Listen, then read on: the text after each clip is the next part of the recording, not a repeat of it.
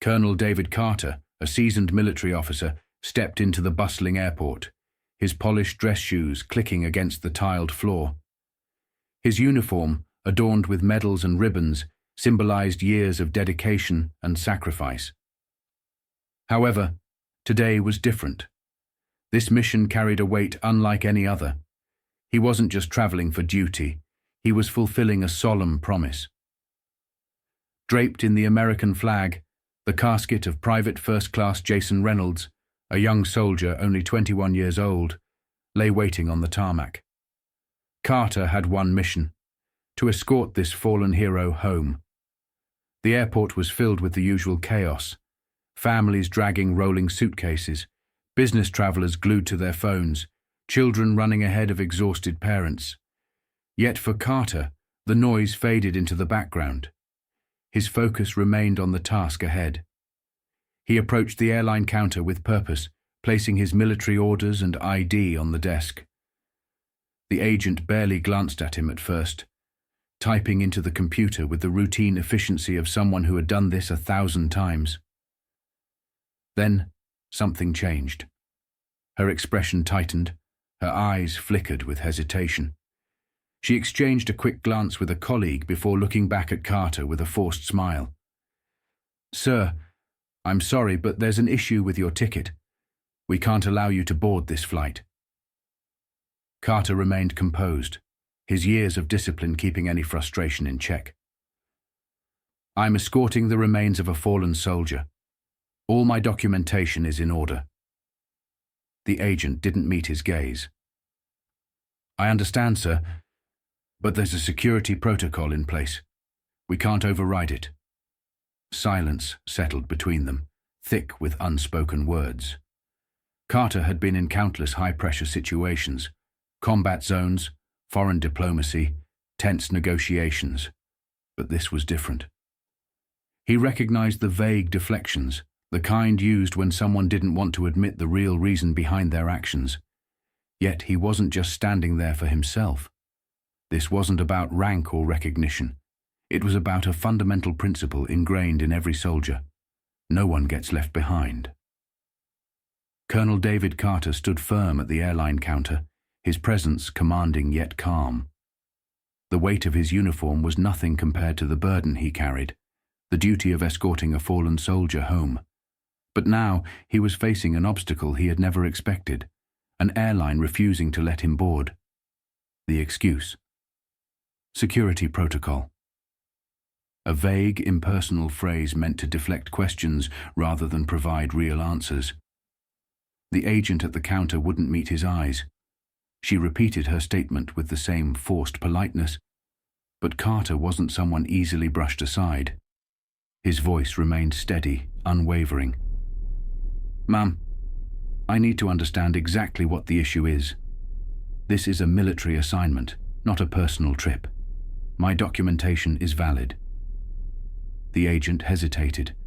A flicker of uncertainty crossed her face before she turned to her supervisor.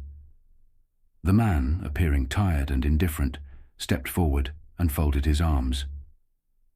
"Sir, I apologize for the inconvenience," he said, adopting the tone of someone who wanted the problem to disappear. "But we have policies in place, and unfortunately, we can't override them at this time." That word again: policies. Carter had heard it before, used as a shield against accountability. He inhaled slowly, keeping his composure. "I've escorted fallen soldiers before. I know the protocol, and I know there's nothing in your policies that should prevent me from boarding this flight. So, let's be honest. What's the real reason I'm being denied?"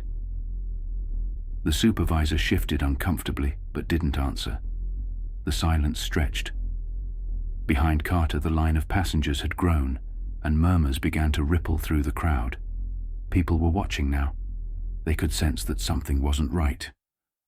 A decorated military officer standing in full uniform being denied the ability to complete his mission. It wasn't something they saw every day. Then, a voice cut through the tension. "Sir, do you have an issue with his military clearance?" Carter turned his head slightly. A man, older, with a weathered face and a USMC hat pulled low over his brow, had spoken up. A Marine, a fellow veteran. His expression was firm, his arms crossed over his chest. The supervisor looked even more uneasy. "No, sir, this isn't about clearance. It's just standard procedure." The Marine let out a sharp breath. "Yeah? I've been through security 1,000 times, and I've never seen a procedure stop a soldier from escorting one of our own home." The murmurs grew louder. People in the line started pulling out their phones, recording the exchange. The shift in the air was undeniable. What had started as quiet confusion was quickly turning into something more charged, more focused. The agent at the counter glanced nervously at her supervisor, unsure now. The supervisor rubbed his temple as if trying to find an exit from the situation. Finally, with a muttered, "Let me check something," he walked off toward the back. Carter didn't move. He stood tall, his posture unwavering. He wasn't leaving without an answer. And now, neither was the growing crowd of witnesses. As Colonel David Carter stood his ground at the airline counter, the situation began to shift.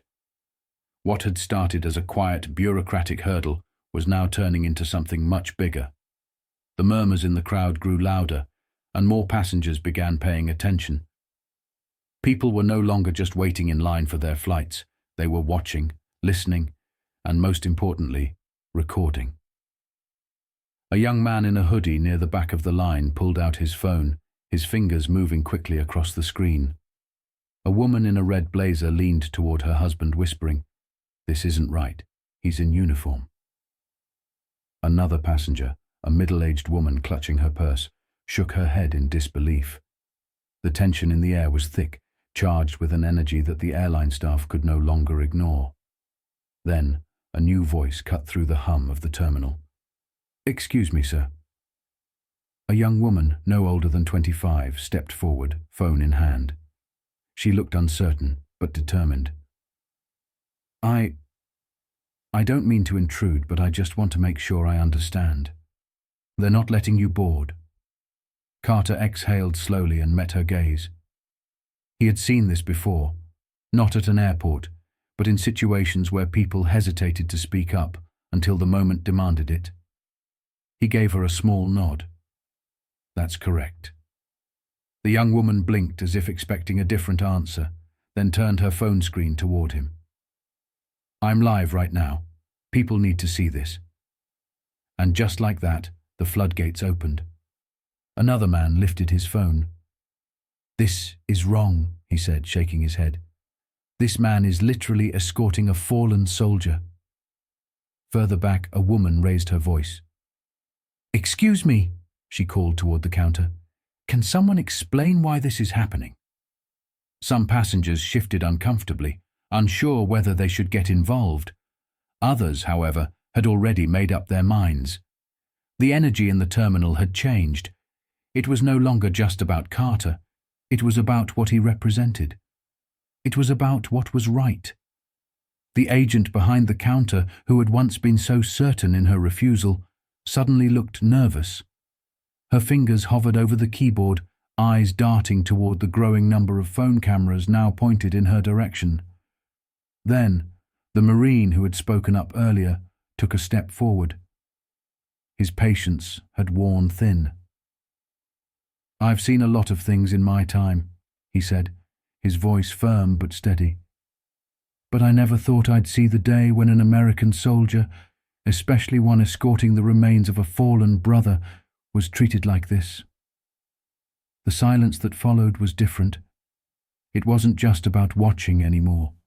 It was about waiting. Then, somewhere in the back of the terminal, a man muttered, "It's already trending." The situation at the airport had escalated beyond what the airline staff could control. What began as a quiet, bureaucratic refusal had turned into a public spectacle, one they could no longer contain. Passengers were no longer passive observers.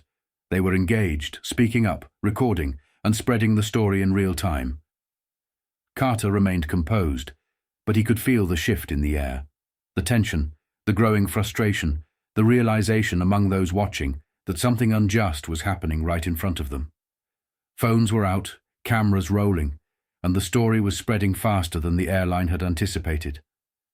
A young man in a hoodie, still glued to his phone, let out a low whistle. "Damn," he muttered. "This is everywhere now." Nearby, a woman gasped, staring at her screen. "It's already on Facebook," she whispered to her husband. Another passenger, scrolling through Twitter, turned her phone toward the crowd. "They just denied a black US Army colonel his flight while escorting a fallen soldier's remains," she read aloud. Hashtag let him fly. The airline staff exchanged nervous glances. They had lost control of the situation.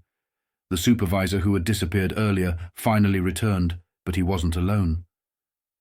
A second man walked beside him, his navy blue suit crisp, his ID badge neatly clipped to his pocket. He carried himself with the demeanor of someone accustomed to handling damage control.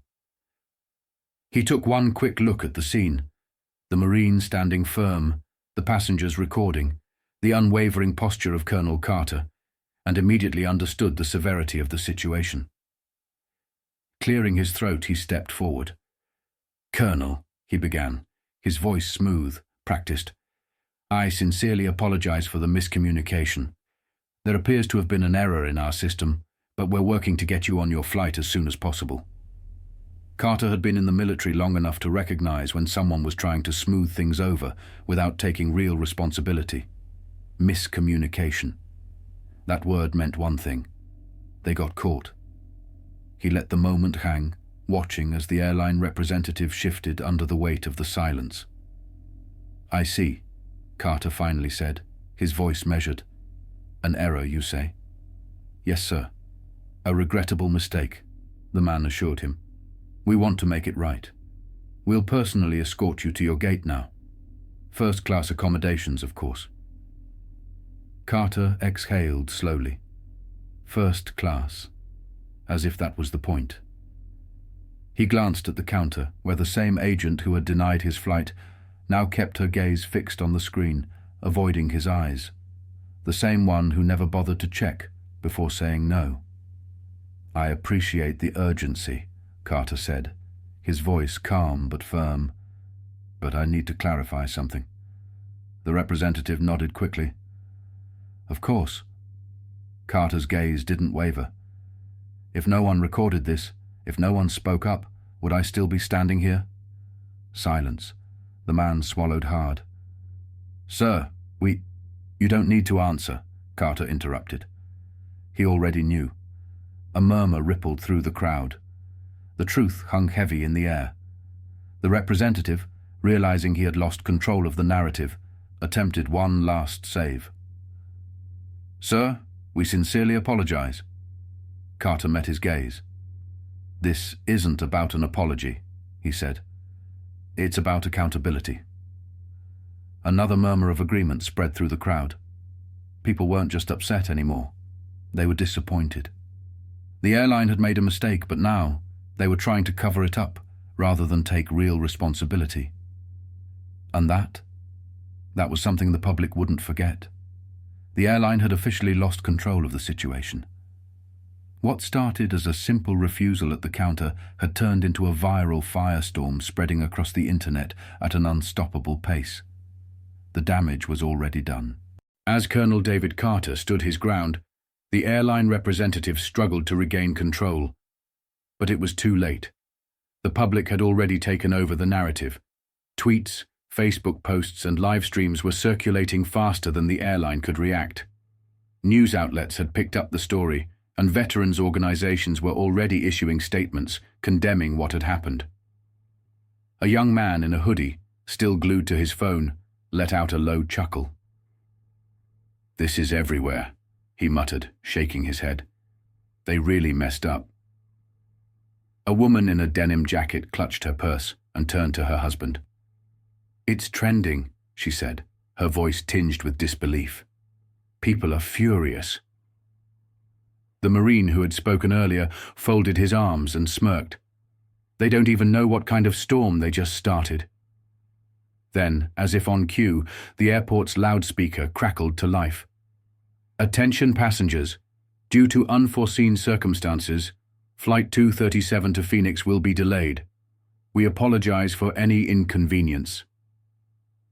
A few groans rippled through the terminal, but most people barely reacted.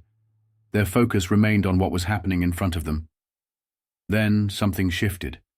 A man in a sharp navy blue suit, his posture exuding authority, entered the scene. He wasn't from the airline. He wasn't airport security. He was military. The room instinctively adjusted, people stepping aside as he approached. His ID badge flashed as he walked up to Carter, extending a firm hand. "Colonel," he said with crisp precision. "I'm Major Thomas Beckett, Department of the Army. We've been informed of the situation." Carter shook his hand, his grip firm. He didn't need to ask how the Major had arrived so quickly. The military didn't hesitate when it came to its own. Beckett then turned his attention to the airline representative, his tone carrying the weight of someone who wasn't here to negotiate. "We are handling this now," he stated. "Colonel Carter and the remains of Private First Class Reynolds will not be flying commercial." The airline representative blinked. "Sir, You were just about to cover your tracks," Beckett interrupted, his words polite but sharp. "But this is no longer your concern." He turned back to Carter, his expression resolute. "The Pentagon has arranged for a private military flight. Your transport is waiting." A murmur spread through the terminal. People exchanged glances. The U.S. military had stepped in. Carter exhaled, not out of relief, but because the mission was finally back on course. He gave a small nod. "Understood, Major." Beckett cast one last look at the airline representative. "This will be addressed," he said. It wasn't a threat. It was a promise. Carter turned back to the Marine, the man who had stood up for him when it mattered most. "Appreciate you, brother." The Marine tipped his head. "We look out for our own." As Carter adjusted his uniform and squared his shoulders, he took one last look at the people in the terminal, the ones who had spoken up, who had refused to let this moment pass unnoticed. Then, without another word, he walked out. Not toward the gate, but toward something much bigger. But for the airline, the fallout was only just beginning. The story of Colonel Carter's struggle at the airport serves as a powerful reminder of the values that should never be compromised: respect, accountability, and the power of collective action. In life, we often witness moments of injustice, big or small, and the easiest thing to do is to remain silent, to assume that someone else will step up. However, as shown in this story, when ordinary people choose to speak up, their voices can create change. For older generations who have seen history unfold, this lesson is particularly meaningful. It reflects the values of integrity and standing firm for what is right, principles that have guided families, communities, and entire nations. The respect owed to those who serve, or to anyone fulfilling a duty with honor, should not be conditional. It should not take a viral video for justice to prevail. This story also teaches that accountability matters. Institutions and individuals must be held responsible for their actions. When people unite against wrongdoing, they remind the world that respect should be the standard, not the exception. One voice may be ignored, but many voices together can demand justice.